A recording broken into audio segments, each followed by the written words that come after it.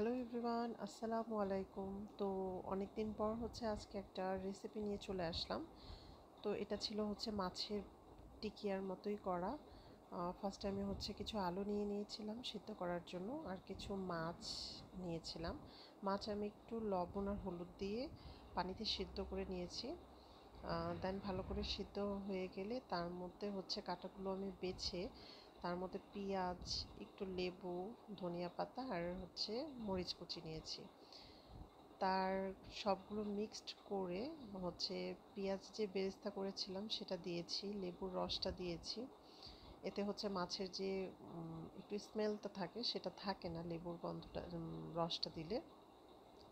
আর একটা ডিম দিয়েছিলাম। আর দেওয়ার পরে খুবই ভালো করে এটা মিক্সড করেছি। লবণ তো ডেফিনেটলি দিতেই হবে। তো খুবই ভালো করে মিক্সড করার পর দেন আমি টিকিয়ার মতো করে শেপ করে নিয়েছিলাম। আর যদি কেউ চায়, আমার প্রয়োজন পড়েনি, তবে আপনারা যদি চান তাহলে আপনারা বেসন অ্যাড করতে পারেন। তো আমি দেইনি। তো এই তো আমি ডুবো তেলে ভাজি নিয়েছিলাম, খুবই মজা হয়েছিল। ট্রাস্ট মি আপুরা, আসলে গরম ভাতের সাথে খেতে খুবই মজা। একবার বানায় দেখিয়েন। আসসালামু আলাইকুম।